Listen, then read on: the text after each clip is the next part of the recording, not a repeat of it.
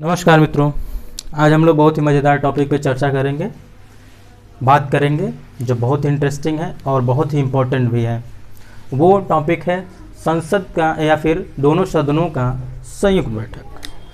ठीक, दोनों सदनों का संयुक्त बैठक ये भारतीय संविधान के अनुच्छेद 108 में है, इसका प्रावधान किया गया है, अनुच्छेद 108 में है, जिसमें आज हम लोग ये समझेंगे कि कब बुलाया जाता है संयुक्त बैठक, कब नहीं बुलाया जाता है, किसके द्वारा बुलाया जाता है, अगर बुलाया गया तो उसकी अध्यक्षता कौन करेगा, अध्यक्षता करेगा तो ठीक है, लेकिन अगर उस पर मत दिया जाएगा तो कौन से बहुमत द्वारा होगा, कौन से मत द्वारा होगा, ठीक, और कौन किस परिस्थिति में या फिर किस विधेयक में जो है संयुक्त बैठक नहीं बुलाया जाएगा, इससे भी संबंधित प्रश्न पूछे जाते हैं।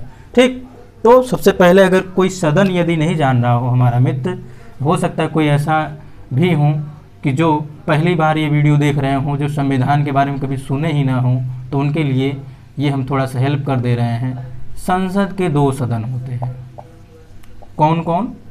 लोकसभा और राज्यसभा।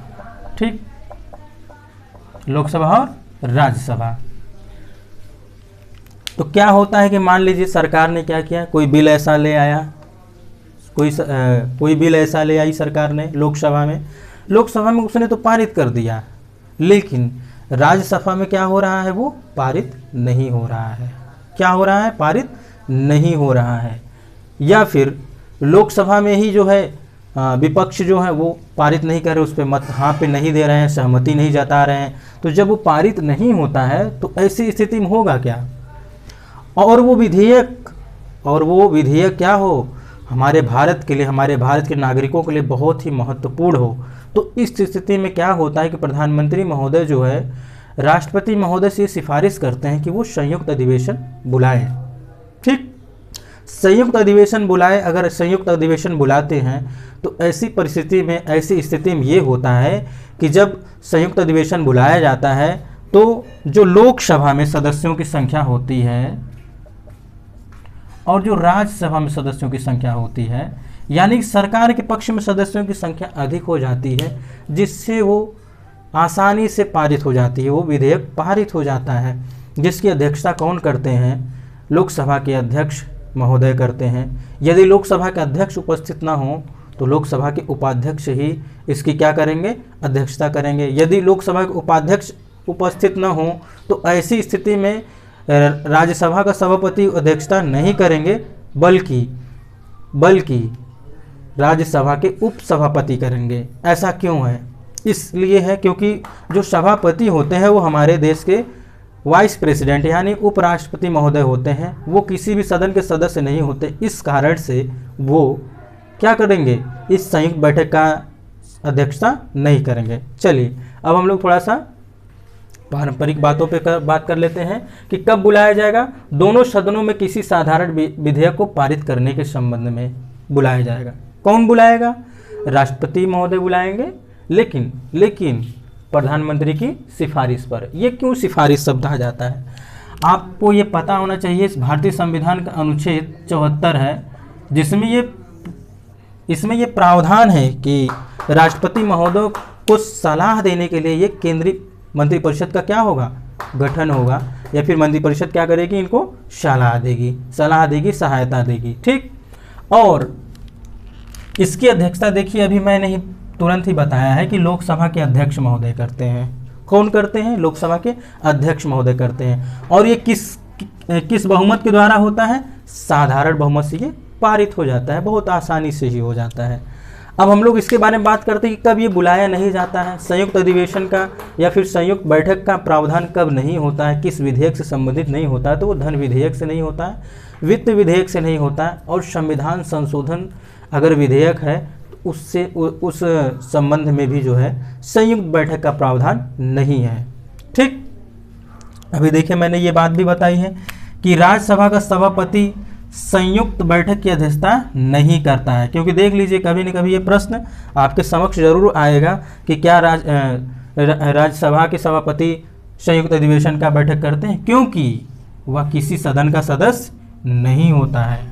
आपसे ये कारण भी पूछा जा सकता है कि आखिर उपराष्ट्रपति है, इतने बड़े पद के व्यक्ति हैं, इतना बड़ा पद है, हमारे भारत के जो है सेकंड सिटीजन होते हैं वो, ऐसा क्यों होता है? तो ऐसा इसलिए होता है क्योंकि वो किसी भी सदन के सदस्य नहीं होते हैं। ठीक, लोकसभा के अध्यक्ष की अगर अनुपस्थिति है तो लोकसभा के उपाध्यक्ष क्या करेंगे? अध्यक्षता करेंगे। ठीक, यदि ये भी अनुपस्थित हों, ये भी एक प्रश्न बन जाता है कि अगर ये भी अनुपस्थित, अब इस स्थिति में क्या किया जाए? तो वो राज्यसभा के उपसभापति महोदय क्या करेंगे? इसकी अध्यक्षता करेंगे। चलिए आपको शॉर्ट नोट, इसी टॉपिक से संबंधित आपको हम शॉर्ट नोट बनाना बताते हैं, कैसे कैसे बनाया जाता है। आपने अगर ये नोट कर लिया हो तो अच्छी बात है, नहीं भी किए होंगे तो भी कोई बात नहीं है। अभी हम शॉर्ट कहा जाए एकदम ड्राफ्टिंग के माध्यम से हम लोग समझते हैं। ठीक, ड्राफ्टिंग के माध्यम से, और आप ऐसे ही प्रयास करिएगा। यदि आप ड्राफ्टिंग करना सीख गए, समझ लीजिए आपके लिए कोई भी, हर सब्जेक्ट में आप ड्राफ्टिंग करिए, कोई भी नोट्स बनाइए, क्या करिए? उसमें ड्राफ्टिंग करिए। इससे क्या होगा? आपका सब्जेक्ट आपके लिए सरल हो जाएगा। अब मान लीजिए दोनों सदनों का संयुक्त बैठक है, तो हम क्या पहले देखेंगे कि कहाँ प्रावधान है इसका? अनुच्छेद 108 में है। ठीक, किसके द्वारा बुलाया जाएगा? राष्ट्रपति महोदय द्वारा बुलाया जाएगा। ठीक, अब ये भी एक प्रश्न आ सकता है कि कैसे बुलाएंगे? तो ये प्रधानमंत्री की सिफारिश से बुलाएंगे। ठीक, प्रधानमंत्री की सिफारिश से बुलाएंगे। और अगर बुला लिया गया तो इसकी अध्यक्षता कौन करेंगे? इसकी अध्यक्षता कौन करेंगे? कौन करेंगे? अभी हम लोग चर्चा किए हैं, लोकसभा के अध्यक्ष करेंगे, लोकसभा के अध्यक्ष करेंगे।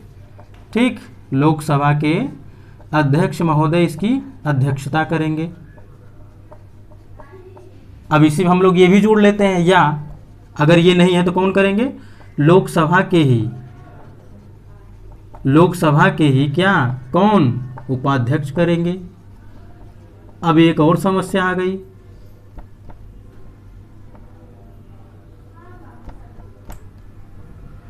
एक और समस्या ये आ गई, उपाध्यक्ष महोदय करेंगे। अगर ये भी नहीं उपस्थित है तो क्या होगा? समस्या ये खड़ी हो गई, तो क्या राष्ट्रपति उपराष्ट्रपति महोदय करेंगे? बिल्कुल नहीं करेंगे। तो कौन करेंगे? राज्यसभा के उपसभापति करेंगे।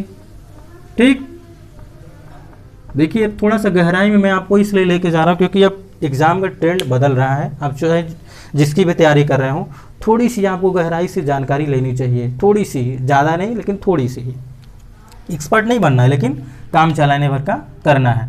अब ये बैठक तो हो गई, अब किस बहुमत के द्वारा होगी? मान लीजिए प्रक्रिया क्या होगी? प्रक्रिया क्या होगी? तो ये साधारण बहुमत से होगी। ठीक, साधारण बहुमत से हो गई। ठीक, अब ये हो गया। अब देख लीजिए कितना सरल है, आप खुद से जोड़ लीजिए। दोनों सदनों का संयुक्त अधिवेशन या बैठक कितने में है? भारतीय संविधान के अनुच्छेद 108 में है।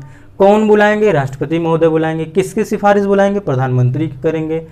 अध्यक्षता इसकी कौन करेगा? लोकसभा के अध्यक्ष करेंगे या लोकसभा के उपाध्यक्ष करेंगे। अगर ये भी नहीं है तो राज्यसभा के उपसभापति करेंगे। और प्रक्रिया क्या होगी? साधारण बहुमत द्वारा ये क्या हो जाएगा? पारित हो जाएगा। ये तो हो गई पारित होने वाली बात, यानी ये सकारात्मक बात हो गई। ठीक, अब मान लीजिए कि संयुक्त अधिवेशन का प्रावधान कब नहीं होगा? संयुक्त बैठक या अधिवेशन का प्रावधान किस विधेयक से संबंधित या संबंध में नहीं है? अब आप देखिए कितना सरल लगेगा आपको, बस केवल इसको फॉलो करिए। देखिए पहली बार अगर आप ये कर रहे होंगे थोड़ा सा आपको कठिन लग सकता है, जटिल लग सकता है, परंतु एक बार अगर आप इसको ध्यान दे दिए तो किस में नहीं किया जाएगा? धन विधेयक में नहीं किया जाएगा। अभी हम लोग इसके बारे में चर्चा कर लेते हैं कि धन विधेयक में क्यों नहीं होता है और किस में नहीं होता है? वित्त विधेयक पे नहीं होता है। ठीक, इस पे संयुक्त अधिवेशन नहीं बुलाई जा सकती है, इस बात को ध्यान दीजिएगा। और क्या हो? संविधान संशोधन। संविधान संशोधन पे आपके इसी चैनल पर वीडियो बना हुआ है, आप उसको अवश्य देख लीजिएगा। संविधान संशोधन क्या होता है? ठीक, देखिए धन विधेयक यदि मान लीजिए लोकसभा ने पारित कर दिया, क्योंकि धन विधेयक पहले लोकसभा में ही सबसे पहले लाया जाता है, फिर राज्यसभा में जाता है। अब क्या बात हो जाए कि एक सदन ने इसको पारित तो कर दिया, एक सदन ने इसको तो पारित कर दिया, लेकिन दूसरा सदन नहीं पारित करेगा, तो आप ही बताइए सरकार कैसे चलेगी। धन विधेयक का मतलब क्या होता है? धन से संबंधित। जब सरकार के पास धन ही नहीं होगी तो सरकार कैसे सरकार चलाएगी, व्यवस्था कैसे संचालित करेगी? उसे हर जगह वित्त की आवश्यकता होगी कि नहीं होगी? बस छोटी सी बात है। ठीक, आज के लिए बस मित्रों इतना ही। अगर आपको ये वीडियो पसंद आया हो तो आप लाइक करिएगा, ना पसंद आया तो भी आप डिसलाइक ज़रूर करिएगा, कम से कम ये तो पता चले कि आप प्रतिक्रिया तो दे रहे हैं। और अगर आपको पसंद आई हो तो लाइक करिएगा, शेयर करिएगा, और यदि आप चैनल पे नए आए हैं तो सब्सक्राइब करिएगा मित्रों इस चैनल को। देखिए आपके सब्सक्राइब करने से क्या फ़ायदा होता है? फ़ायदा ये होता है कि हम थोड़ा सा मोटिवेशन हम मिलता है हमें, और हम आपके लिए और अच्छा करने का प्रयास करते हैं। ठीक मित्रों, आपका कोई चार्ज नहीं लगता सब्सक्राइब करने के लिए। तो मित्रों इन्हीं शब्दों के साथ आज का ये वीडियो, आज का ये लेक्चर यहीं समाप्त होता है। हम लोग मिलते हैं नेक्स्ट लेक्चर में, नेक्स्ट वीडियो में। तब तक के लिए नमस्कार।